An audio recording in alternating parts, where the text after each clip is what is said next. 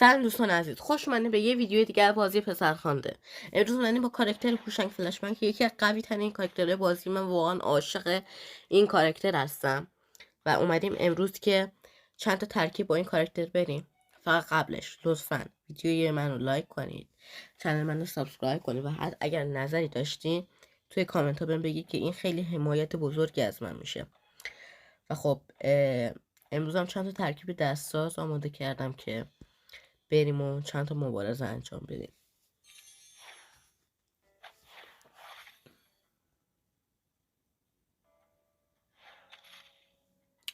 شاپاف حذف کرد. من بی برو برگشت باز نمیکنم حذف کنم چون واقعا تحمل این کارت رو ندارم. هوشنگ فلشبنک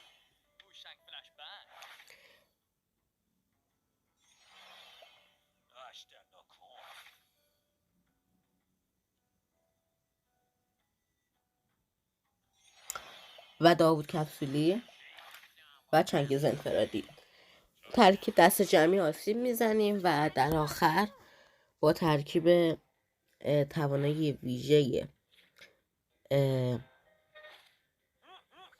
داوود کپسولی و توانایی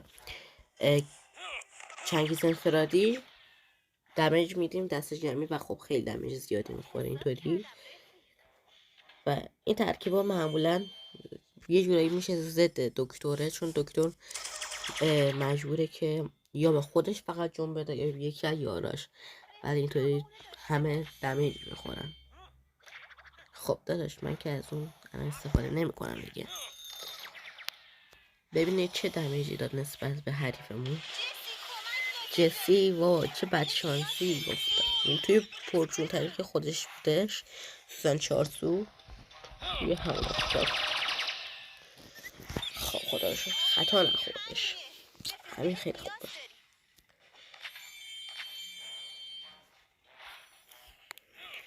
خب همینجوری دمیج میدیم و ایشالا با داوود که دیگه بزنیم، اگر که هیل نده به دکتر جمشیدش. اوکی چرا هیل داد دکتر جمشیدش. و من الان از توانایی ویژه داوود استفاده میکنم ببینم آیا میتونم دکتر جمشیدش بکشم. بله بالاخره شر دکتر جمشیدش خلاص شدیم و الان سریعا و بریم سراغ وای چه بدشانسی هوشنگ اونو زد. گفتم بریم سراغ اژدر. البته تو این ترکیب انقدر که خوبه من اینطوری دمیج میدم واقعا هیچ مشکلی نداره و امیدوارم که خدایا با یه دونه میسندیان خب نمیسند.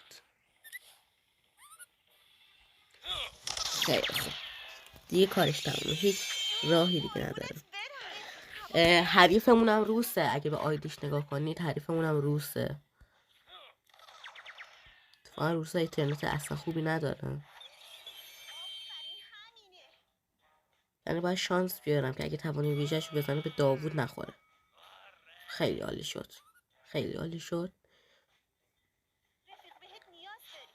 خیلی دیگه باید خداحافظی کنه با اژدرش و الانم داره ضربه میزنه، سپر میگیره و چقدر توانایی ویژه‌مون داره 2 نوبت پر میشه خاطر کشته شدن یارامونه. دیگه رفیق تو باید ضربت رو بزنی آخر. خب ضربت رو زد، منم دیگه ریسک نمی کنم. البته سر 2 تا دمیج میده و میکشتش. تموم شد، خیلی راحت تموم شد این بازی هم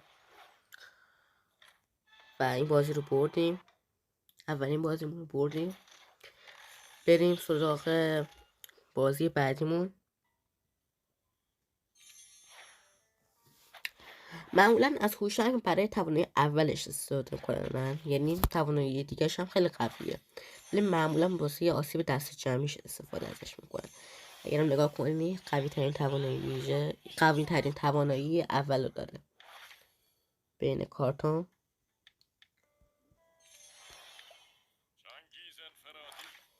یه ترکیبی هم خودم ساختم اینو، به جای داوود کپسولی هم میشه ننجون حتی استفاده کردش. دلیلش اینه که یعنی این ترکیب هدف زیاد خاص نداره. ترکیبش اینه که اسپلش دست جمعی باید دمیج بدی به حریفت و خب چون محو داره خوبه که جون کاراکترامون زیاد بالا نباشه. خیلی خوب پیکر زد. ما با چنگیز میزنیم که حتی کم جون چنگیزمون کم شه و اگه که دیدیم جونشون واو مستقیم رفتم تو چنگیز ما مستقیم میریم سراغ ساسانش چون ساسان خطرناکه. واو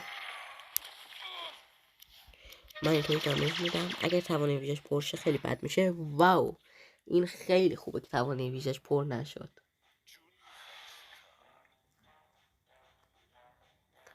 داره جون میگیرم محپکر. بله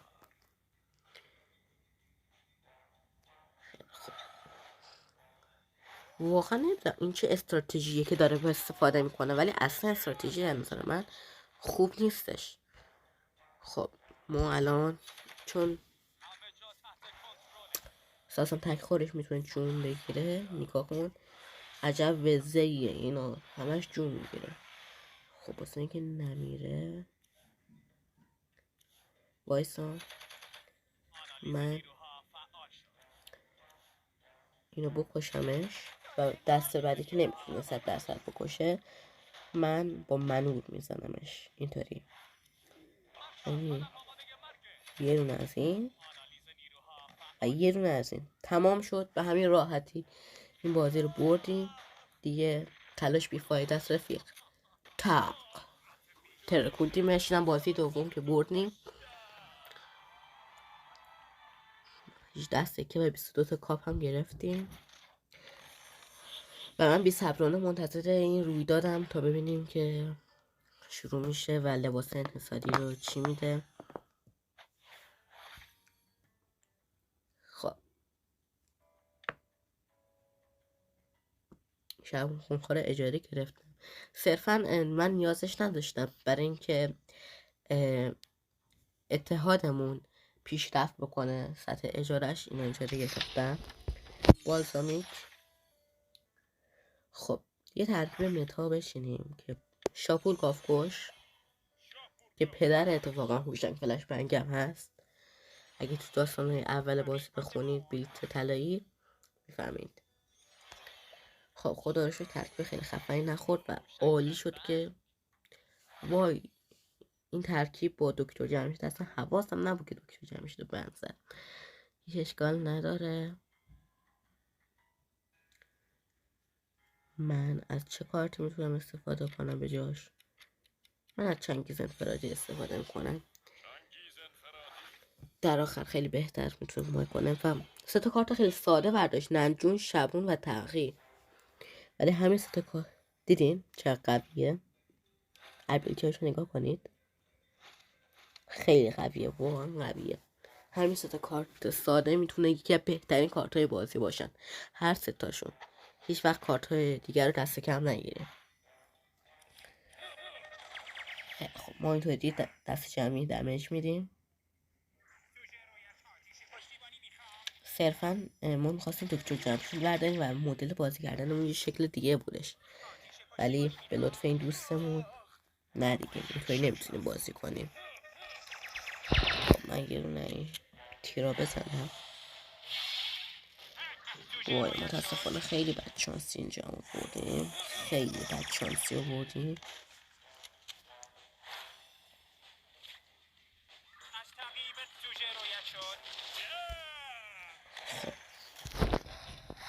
ما همچنان از توانایی‌هام اصلا استفاده نمی کنیم و من سعی دارم که تغییشو بکشم.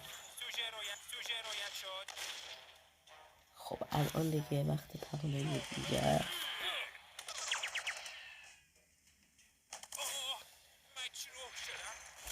من دمیج به شب خونخوارش میزنم.